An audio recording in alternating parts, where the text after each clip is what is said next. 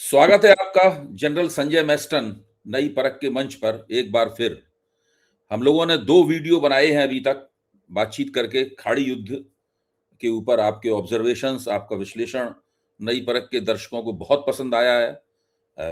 लाखों लोगों ने उन दोनों वीडियोस को देखा है और वो उनकी टिप्पणियां देखकर मुझे लगा कि आपके साथ और भी हमें कई बार बात करनी चाहिए। आपकी मांग है नई परख के दर्शकों के बीच में। Thank you.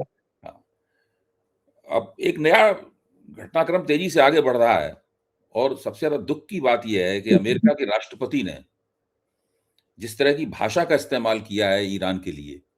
ठीक है, 2 देशों के बीच में युद्ध हो रहा है। हम लोग तो महाभारत वाले देश के लोग हैं, जहाँ पे दिन में लोग युद्ध लड़ते थे और शाम को अगर आपस में मिल जाएं तो एक दूसरे का सम्मान के साथ अभिवादन करते थे। आधुनिक जमाने में भी युद्ध के कुछ नियम होते हैं जिसमें आपको अपने दुश्मन की इज्जत करना सिखाया जाता है। और अमेरिका का राष्ट्रपति, अमेरिकन लिबरलिज्म की हम सोशल साइंटिस्टों के बीच में काफी इज्जत है और हम लोग मानते रहे हैं कि अमेरिका ने लोकतंत्र की संस्था को कुछ दिया है, कुछ योगदान किया है उसके अंदर। अमेरिका का राष्ट्रपति एफ वर्ड बोल रहा है, अमेरिका का राष्ट्रपति बी वर्ड बोल रहा है। धमकाना तो एक अलग बात है, युद्ध में एक दूसरे को कहा ही जाता है कि हम तुम्हें कत्ल कर देंगे, हम तुम्हें हरा देंगे, हम तुम्हें दफन कर देंगे, ये सारी बातें तो कही जाती हैं। लेकिन जिस तरह की भाषा का डोनाल्ड ट्रंप ने इस्तेमाल किया है, आप खुद एक सेनापति हैं और एक ऐसे सेनापति हैं जिनको बहुत अनुभव है, जिन्होंने अफगानिस्तान में संघर्ष किया है और कश्मीर में आप रहे हैं। आप इस जो डोनाल्ड ट्रंप ने जो किया है उसको किस तरह देखते हैं? और देखिए, मैं अगर ये सीधे बोलूं, this is unbecoming of the conduct of the president of the United States of America. Hmm, हमारी सेना में भी कुछ ऐसे मतलब किसी भी चीज में अगर कोई भी ऑफिसर गलत काम करता है हम्म, तो एक लॉ है जिसपे बोलते हैं unbecoming of an officer, conduct of an office. Hmm, तो देखिए, हर ऑफिस की एक मर्यादा होती है, हम्म, एक सैंक्टिटी होती है, हम्म, एक इज्जत होती है। हम्म, और ये कोई लोअर आदमी यूज करे, ठीक है, लेकिन president of the United States of America, one of the oldest democracies of the world, hmm, and also ये डेमोक्रेसी को मानते हैं। और यूनाइटेड स्टेट्स आज की तारीख देखा जाए तो यूनिपोलर सुपर हम्म, पावर, अभी अलग बात है कि वो अभी नहीं बनेगा हम्म, और नहीं रहेगा, अभी मल्टीपोलरिटी की तरफ ये बढ़ जा रही है। हम्म, उसकी एक इज्जत है, हम्म, उनकी देश की, उनकी पावर है, मिलिट्री पावर है, इकोनॉमिक पावर है, सब पावर है। हम्म, लेकिन ये शोभा नहीं देता है। और आपने प्रेसिडेंट को ही देखा था कि ऐसी लाइफ तक हमने कभी सुनी नहीं है। तो ये जो भाषा है, एस और बी बोलना, हम्म, और एक देश के खिलाफ, वो भी लड़ाई में, ठीक है, वो आपके दुश्मन है, हम्म, दुश्मन के लिए आप भाषा इस्तेमाल करिए, लेकिन सही भाषा इस्तेमाल करिए, क्योंकि जो भी है एक मर्यादा के अंदर जो भी होता है वो शोभा देती है। तो मेरे ख्याल ये एक शोभा नहीं देती है president of the United States of America को। और जाहिर है उनका शायद ये फ्रस्ट्रेशन भी दिखाती है, क्योंकि उन्होंने खुद बोला था हम्म, फर्स्ट स्टेटमेंट पे कि ये 4 हफ्ते के अंदर, स्वयं 6 हफ्ते में ये लड़ाई खत्म हो जाएगी। और अभी ये लड़ाई भयभीत बनती जा रही है। हम्म, तो मेरे ख्याल ये स्टेटमेंट अच्छा नहीं है। और किसी भी राष्ट्रीय के अध्यक्ष के लिए, मतलब जो है, उनके लिए तो बिल्कुल शोभा नहीं दे। और उसमें आप अपनी ऑफिस की गरिमा को कॉम्प्रोमाइज करते हैं। तो मेरे को फ्रस्ट्रेशन भी दिखा रहा है, हम्म, और उन्होंने अभी इसमें कर दिया है, तो वो मेरे ख्याल ठीक नहीं है। हम्म। तो ये मेरा सोच विचार है। जनरल मैस्टन, इस घटना से पहले जब उन्होंने बदतमीजी की भाषा इस्तेमाल की, असभ्य भाषा इस्तेमाल की, गंदी भाषा इस्तेमाल की, उससे पहले उन्होंने कदम ये उठाए कि उन्होंने अपना जो अपने चीफ ऑफ द स्टाफ थे सेना के, जनरल रैंडी, उनको वक्त से पहले रिटायर कर दिया उन्होंने।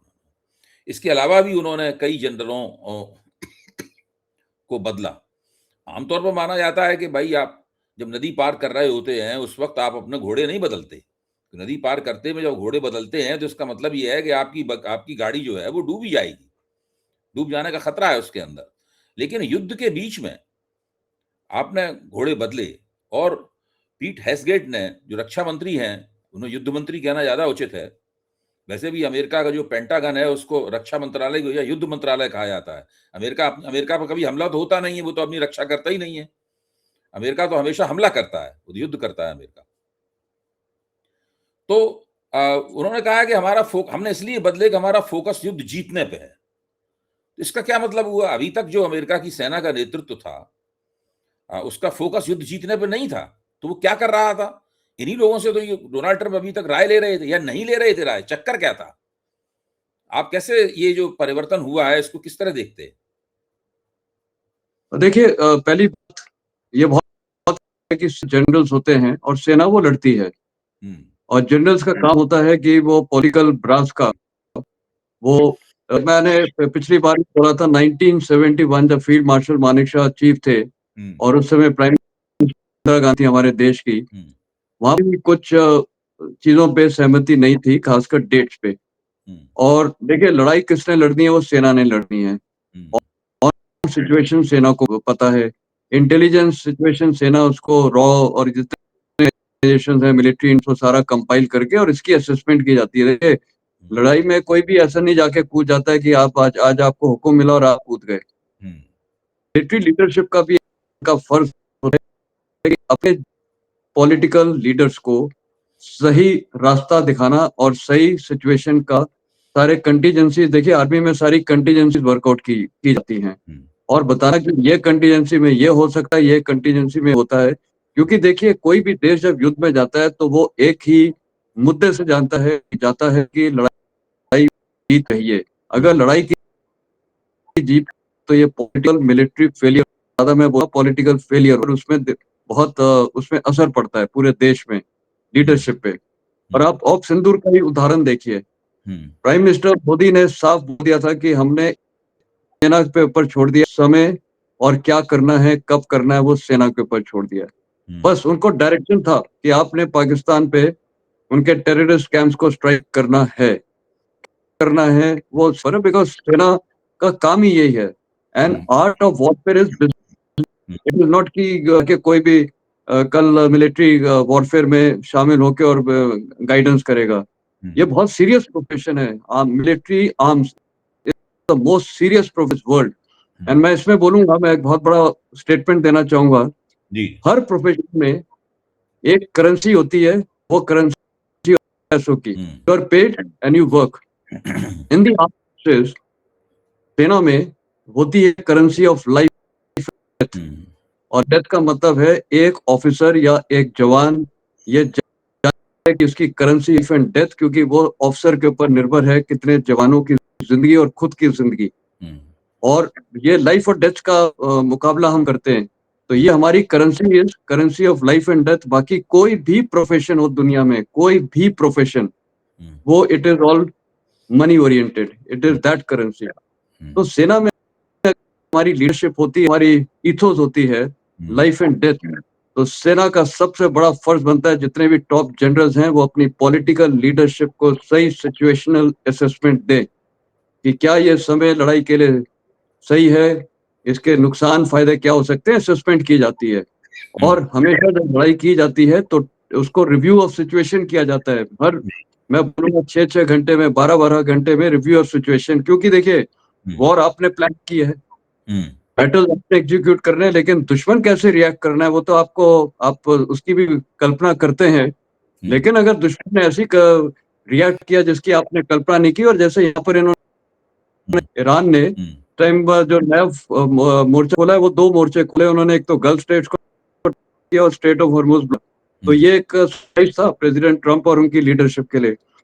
हो सकता है इनकी सेना ने ये सब सोचा होगा, लेकिन जहाँ पॉलिटिकल लीडरशिप अंधी हो जाती है और वो सेना की नहीं मानते हैं, हुँ, तो ऐसे में स्ट्रॉन्ग जनरल है और उन्होंने सही ओपिनियन दिया होगा अपनी टॉप लीडरशिप को वॉर सेक्रेटरी पीट हेगसेथ को या ये प्रेसिडेंट ट्रम्प को उनको हुँ, अच्छा नहीं लगा होगा क्योंकि कई लोगों को यस मैन लोग लगते हैं हुँ, और हो सकता है कि वो यस मैन नहीं थे ये जो जनरल जिनको डिसमिस किया है हुँ, बहुत गलत है और ये देखिए आज सेना का जो जवान होता है ना वो किससे प्रभावित होता है साफ बात है वो अपने ऑफिसर से प्रभावित होता है हुँ, एक जवान अपने कमांडिंग ऑफिसर, अपने ब्रिगेडियर, अपने जनरल ऑफ कमांडिंग इनसे प्रभावित होता है। वो पॉलिटिकल लीडरशिप से प्रभावित नहीं होता है क्योंकि वो डायरेक्ट उसका कनेक्ट अपने आर्मी ऑफिसर, जनरल्स के साथ, हुँ, कर्नल्स के साथ, कैप्टन्स के साथ, मेजर्स के साथ।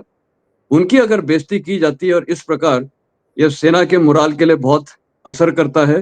देखिए, अब जनरल्स में जनरल खुश भी हुए होंगे उनकी सेना में कि चलो हमारा नंबर आया।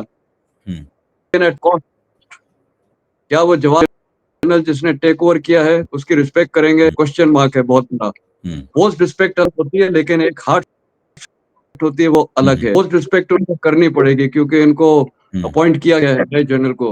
लेकिन क्या जवान हार्ट से रिस्पेक्ट करेंगे? वो बोलेंगे यार ये तो चमचा है। ऐसी लैंग्वेज जवान इस्तेमाल करते हैं और उसमें कोई डाउट नहीं है। जवान क्या यंग ऑफिसर सारे हम करते हैं कि यार ये तो लीडर्स को खुश करने में लगा है, फौज का भट्टा बिठा रहा है।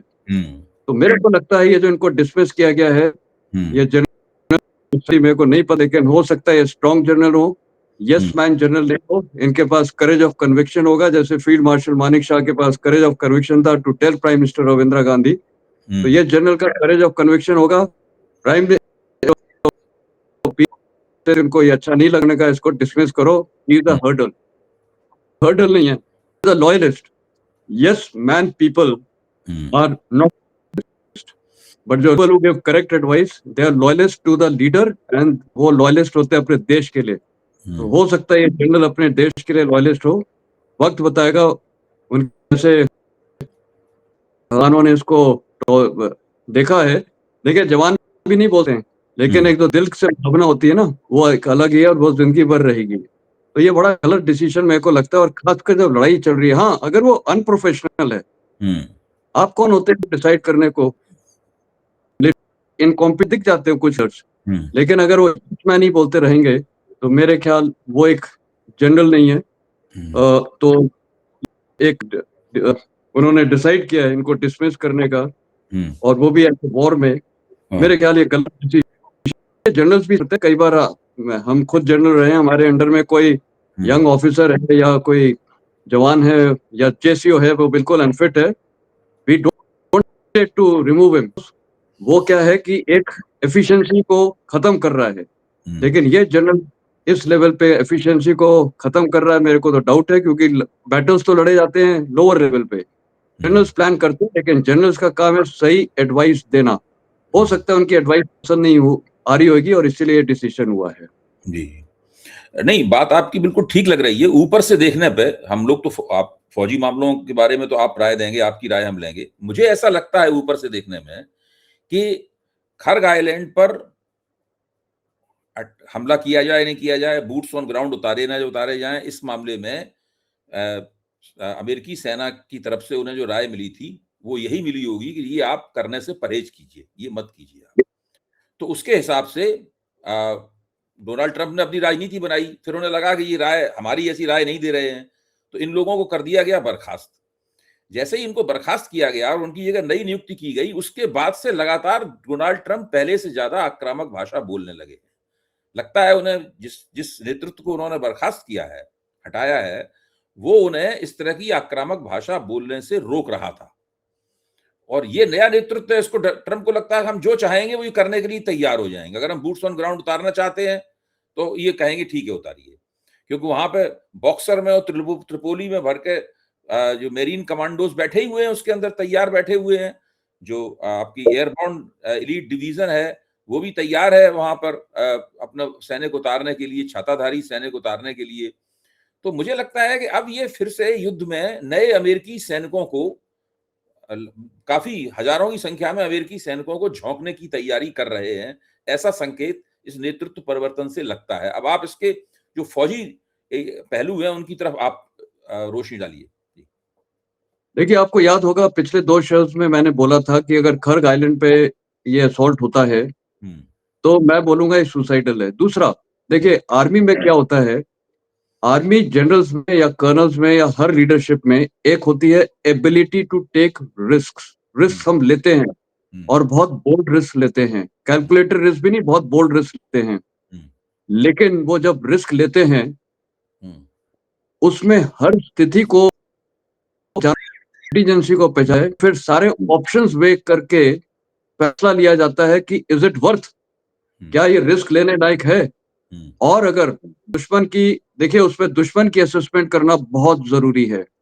अब दुश्मन की असेसमेंट ये है, आपको पता है खर्ग आइलैंड से जो मेन लैंड है वो तकरीबन 20-25 किलोमीटर है। वहां पर पूरा वो पहाड़ी इलाका जाग्रेब माउंटेन रेंजेस हैं और वो ईस्ट वेस्ट जा रहे हैं। वो जो स्टेट ऑफ हॉर्मुज है उसको वो डोमिनेट कर रहे हैं बाय फायर एंड ऑब्जर्वेशन। अब क्या है कि वहां क्या पहाड़ी के ऊपर उन्होंने बंकर्स बनाए हुए हैं? बिल्कुल नहीं। उन्होंने बंकर्स और ट्रेंचेस और टनल नेटवर्क किया हुआ है बहुत डीप अंदर। और ये पहाड़ जो है पथरीले पहाड़ हैं, इस पे आप कितने भी बॉम्ब्स डालिए ऊपर से, वो GBU-57 वो 100 फीट तक की उसका प्रभाव होगा।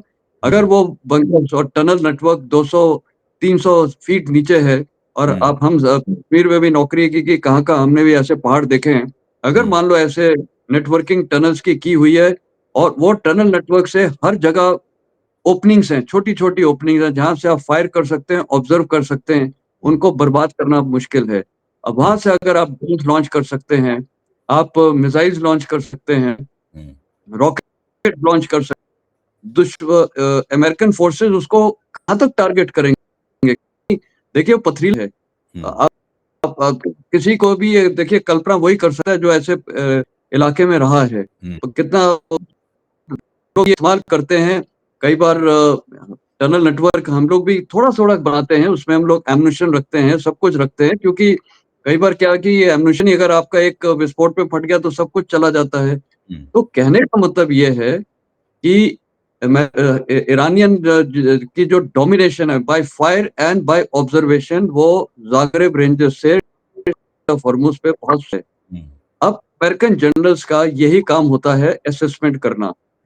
अब हो सकता है प्रेसिडेंट ट्रंप और हेक्सेट ने बोला कि ये जनरल डरता है, ये जनरल में दम नहीं है।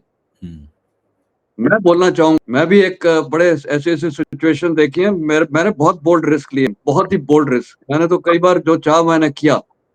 लेकिन ये ऐसा बोल्ड रिस्क है क्योंकि कल यही अगर जनरल बोल दे हाँ हो जाएगा और कल वहाँ इतनी लॉस ऑफ लाइफ्स हो जाए और जब बॉडी बैग्स अमेरिका में जाएँगे, लेट मी टेल यू, स्थिति ये होगी कि जब भारी तादाद में बॉडी बैग्स जाएँगे, अमेरिकन जनता प्रेसिडेंट ट्रंप के खिलाफ हो जाएगी। पीट हेगसेथ में अमेरिकन जनता बॉडी बैग रेट नहीं कर सकती है और तब यही मिलिट्री राउंड होके वो जनरल को गाली देगी, इसने गलत एडवाइस दी थी। तो वो जनरल ने शायद सही एडवाइस दी होगी। हो सकता है जिसको रिप्लेस किया वो बोल दे हो जाएगा।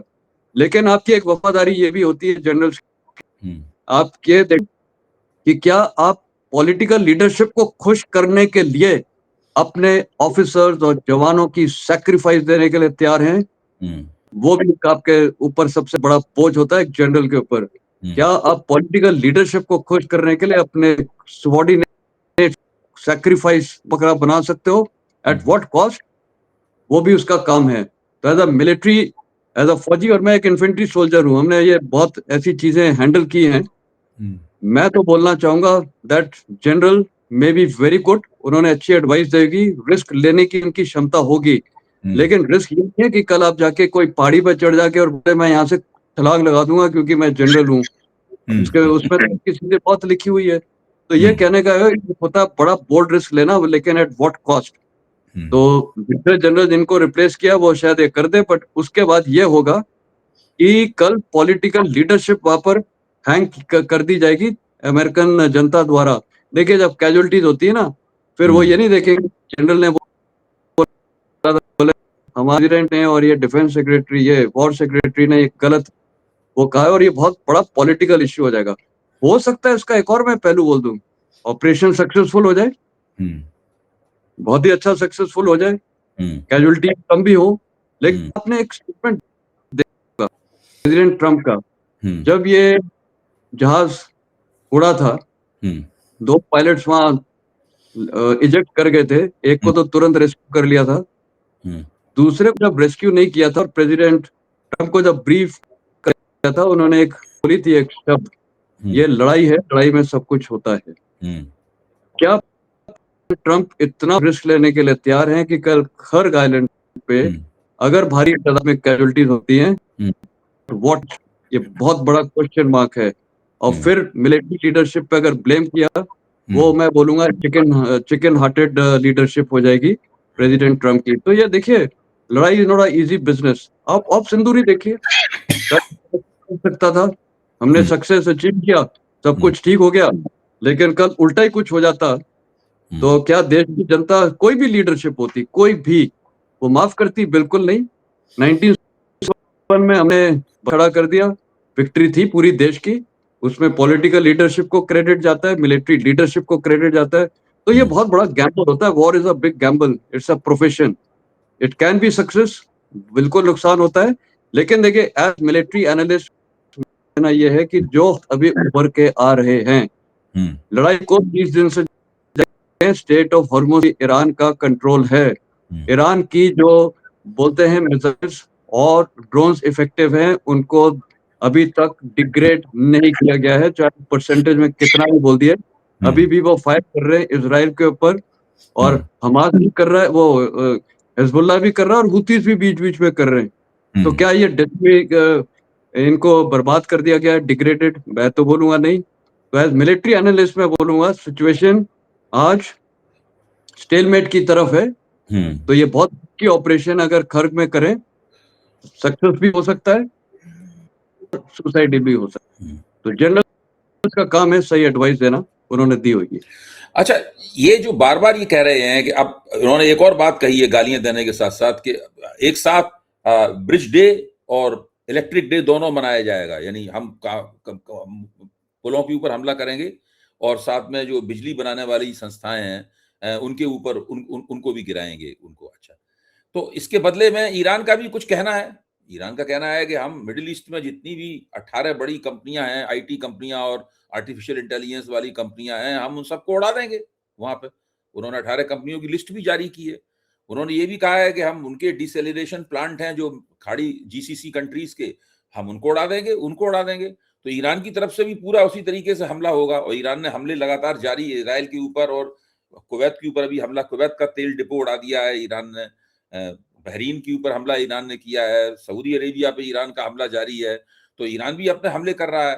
तो इस पूरे प्रोसेस में मुझे लगता नहीं है कि आप हवा से बम गिरा-गिरा के कितनी भी आपकी एयर सुपीरियरिटी हो और एयर सुपीरियरिटी में भी एक थोड़ा-सा पंगा लोचा हो गया है। वो ये हो गया है कि भाई उन्होंने आपके ईरान का कहना है हमने आपके 7 विमान गिरा दिए।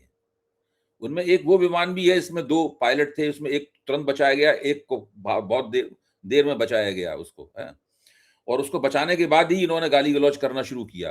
तो ये इसमें भी खतरा है कि एक साधारण शोल्डर पे रख के जो एक मिसाइल चलाई या मिसाइल लॉन्चर है, उसके ज़रिए इतने-इतने बड़े महँगे सैकड़ों करोड़ रुपए से बनाए जाने वाले विमान गिरा दिए जाएँ। तो ये अमेरिका की जो एयर सुपीरियरिटी है वो भी ऐसी नहीं है कि उसके अंदर कोई अंदेशा ना हो। तो मुझे तो लगता है कि अमेरिकी जो हमले की रणनीति है, वो कई तरह की मुश्किलों और कई तरह के अंदेशों में घिरी हुई है। देखिए, जो बोलना है कि हम इनके ब्रिजेस को डिस्ट्रॉय करेंगे और पावर हाउसेज़ और सारा ये सबको डिस्ट्रॉय करें, ठीक है, वो लेजिटिमेट टारगेट्स होने चाहिए। हुँ, लेकिन again at what cost? Hmm, American interest भी थ्रेटन हो रहे हैं वहाँ, हुँ, क्योंकि जितनी टॉप कंपनीज़ हैं, उनके ऑफिसेज़ या ग गल्फ कंट्रीज़ में वो टारगेट किए जाएँगे हुँ, और गल्फ कंट्रीज़ की भी यही इंफ्रास्ट्रक्चर पे टारगेट किया जाएगा, जैसे वहाँ ऑयल डिपोज़ हैं, हुँ, डिसैलिनेशन प्लांट्स हैं, उनके भी ब्रिजेस वगैरह पे टारगेट किया जाएगा। ईरान क्यों इतने स्ट्रॉन्ग स्टेटमेंट दे रहा है? हुँ, ईरान इतने स्ट्रॉन्ग स्टेटमेंट दे रहा है कि उसके पास बहुत भारी मात्रा में मिसाइल्स हुँ, और रॉकेट्स हुँ, और ड्रोन्स अवेलेबल हैं, उसका डिस्ट्रक्शन नहीं हुआ है। वो अवेलेबल क्यों हैं? हुँ, उसका कारण ये है क्योंकि ईरान ने अपनी पूरी एफर्ट पिछले 20 साल के अंदर लगाई है ये टनल नेटवर्किंग के लिए और उनको ये भी पता था कि अमेरिका और इज़राइल के पास ऐसी बॉम्बिंग टेक्नोलॉजी कि वो बहुत डीप पेनिट्रेशन कर सकते हैं। लेकिन उन्होंने ये देखते हुए ये को तकरीबन 300, 400, 500, 600 मीटर डीप के रखा हुआ है। हुँ, अब ये इनके ऊपर दुनिया की कोई बम जाके डिस्ट्रॉय नहीं कर सकता है। हुँ, अब इस आपको स्पेसिफिक रीज़न्स चाहिए। हर हुँ, टनल नेटवर्किंग होएगी, वो पहाड़ के कोई छेद से तो निकल रही होगी क्योंकि वहाँ से उसको कहीं घुसाना भी है लॉन्चर्स को और फिर कहीं किसी होल से फायर भी करना है। हुँ, वो क्या सारी आइडेंटिफ़ाई सकते हैं? बिल्कुल आइडेंटिफ़ाई नहीं हो सकते क्योंकि बहुत छोटे और उनको कैमोफ्लेज कर दिया जाता है। फायर किया, तुरंत कैमोफ्लेज कर दो। हुँ, अब क्या इतनी प्रिसिशन इंटेलिजेंस है कि ये बिल्कुल एक-एक, एक-एक, एक-एक वहाँ छोटा-सा जो लूप होल है, ये इतनी डीप नेटवर्किंग ऑफ टनल्स में उसको आप बर्बाद कर पाए? बिल्कुल नहीं। आपने खुद देखा है गाज़ा की लड़ाई में 1.5 साल से इज़राइल के पास पूरी डोमिनेशन थी, पूरी। एयर सुप्रीमेसी से लेके सब कुछ। क्या तमाम टनल नेटवर्क्स को डिस्ट्रॉय कर पाए? आज भी हमास वहाँ पर तकरीबन काफ़ी भारी संख्या में वो ऑपरेट कर रहा है। इनके होस्टेजेस के साथ कितने 1.5-2 साल तक इन्होंने रखे हुए थे। तो कहने का मतलब है ईरान इसीलिए इतनी स्ट्रॉन्ग भाषा बोल रहा है, उसकी स्ट्रेंथ यही है और वो स्ट्रेंथ में उसके पास ये असला है, हथियार जो मैंने आपको बताए हैं और उनको छिपाने का और यूज़ करने का जो टनल नेटवर्किंग है, वो उन्होंने उसमें एक्सपर्टीज़ की है। इसलिए वो इतना वो बोल रहा है। अब वो भी लेजिटिमेट टारगेट बोल रहा है कि मैं भी यूनाइटेड स्टेट्स के जितने भी वहाँ पर जितने इनके ऑफिस सॉफ्ट ये कंपनीज़ जितने भी आईटी कंपनीज़ वगैरह उनको हम डिस्ट्रॉय करेंगे, बैंकिंग कंपनीज़ को हैं, गल्फ की ये सारी टारगेट है। तो कहने का मतलब है ये तो ट्रम्प को अगर मैं मिलिट्री जनरल होता मैं बोलता है let us focus only on destruction of their missiles end of their इसको ड्रोन्स वगैरह। उसके लिए आपको बहुत सॉलिड ये तो इंटेलिजेंस कई बार चाहिए। कोशिश की, दावे की, लेकिन कर नहीं पाए। हाँ, वही मैं बोल रहा हूँ वो इसलिए नहीं कर पाए क्योंकि इसके लिए बहुत सॉलिड इसकी वो टारगेटिंग करनी पड़ी। जैसे मैंने आपको बोला, एक ड्रोन किसी लूप होल से फायर किया, वो फायर करते ही उसको आप कैमोफ्लेज कर दो। एंड ये सैटेलाइट की इनके पास सर्वेलेंस है, लेकिन सैटेलाइट के भी कुछ पासेस होते हैं, तो उसके भी गैप्स होते हैं। 24/7 सर्वेलेंस नहीं हो सकता है।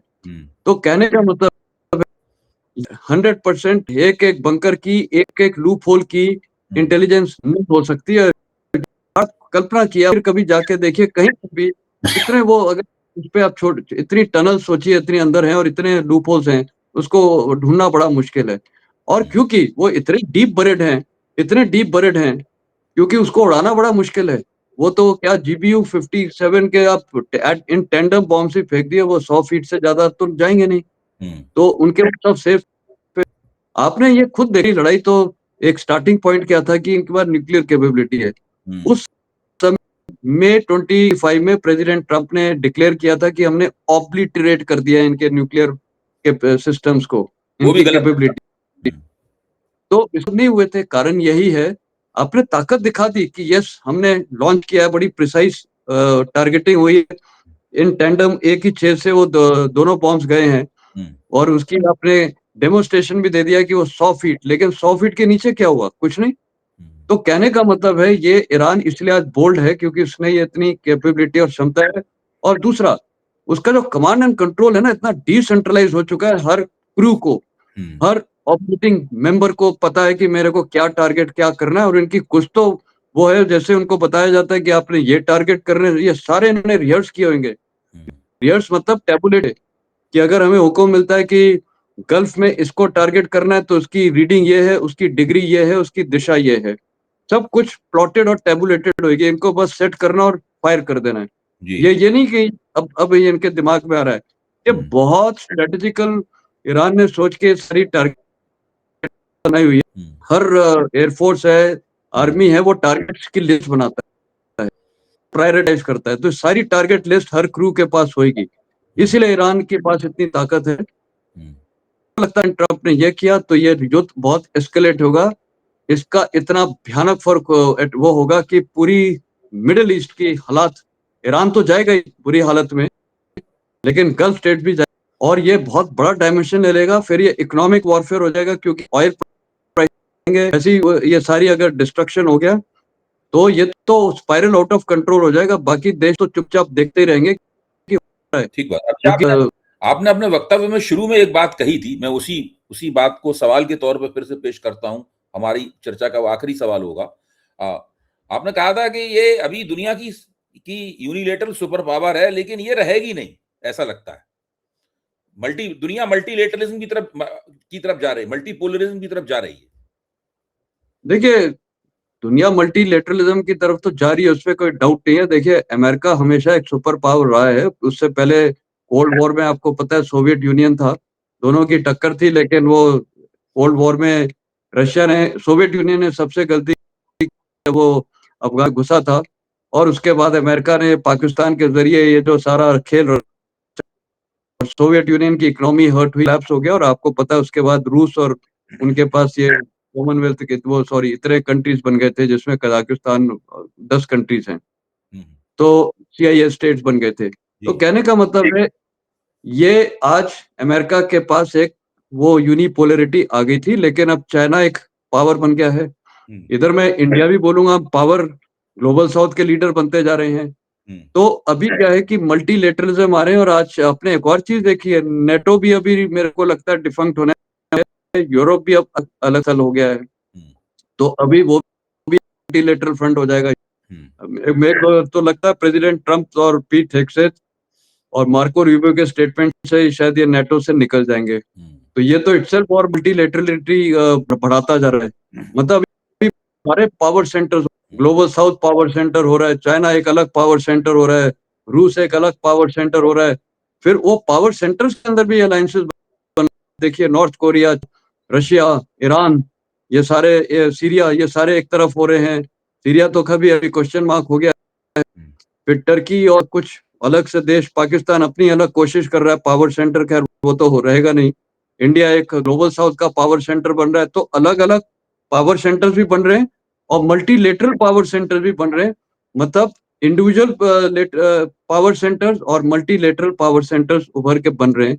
तो अमेरिका का जो एक होल्ड है वो कम होता जा रहा है। प्रेसिडेंट जरूर बोल रहे हैं इकोनॉमिक पावर बन जाएंगे, और वो ड्रिल ड्रिल ड्रिल और वो सारा ऑयल है, सब कुछ है, लेकिन एक छवि तो डैमेज हो रही है। देखिए, बिल्कुल एक लीडिंग गेट ऑफ हॉर्मुज को अभी तक नहीं खुलवा पाया है, तो उसकी क्रेडिबिलिटी डैमेज हो, क्योंकि अमेरिका ऐसा यूनिक नेशन है वर्ल्ड में जिसके मल्टीलेटरल बेसिस इतनी कंट्री में है। यूरोप में कई देश में है, इंडो पैसिफिक में है, जापान, फिलीपींस, साउथ कहाँ का, मिडिल ईस्ट में बेसिस हैं, अफ्रीका में बेसिस हैं। तो ये क्यों बेसिस थे? इसीलिए मिलिट्री डोमिनेंस, इकोनॉमिक डोमिनेंस, और ये जो फ्री ट्रेड शिप्स वगैरह से होता है उसके ऊपर कंट्रोल था। आज स्टेट ऑफ हॉर्मुज 30 दिन से ब्लॉक है, अमेरिका उसको नहीं खुलवा पाया है, तो उसकी एक डैमेज हो, क्योंकि जो यूनिपोलर पावर है, सुपर पावर है वर्ल्ड में, अगर उसकी इतनी पावर है तो सब कुछ ठीक चल रहा है।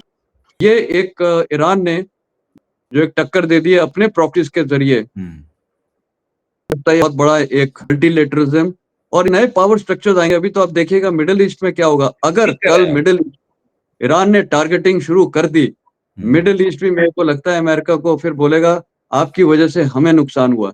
तो बड़ा अभी जो गल्फ कंट्रीज हैं, बड़ा आज catch-22 सिचुएशन है।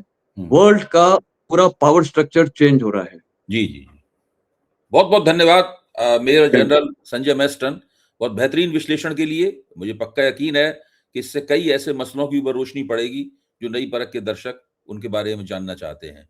घटनाक्रम, जैसा कि मैं बार बार कहता हूं, इस युद्ध में बहुत तेजी से बदल रहा है। ट्रंप आज कुछ कह रहे हैं, थोड़ी देर बाद कुछ और कहते हैं। देखिए शाम तक उनके वक्तव्य कहाँ जाते हैं, वो अपना हमला बढ़ाते हैं या कदम पीछे खींचते हैं, देखेंगे। और फिर दोबारा मिलेंगे इसी प्रश्न के ऊपर। बहुत बहुत धन्यवाद। Thank you.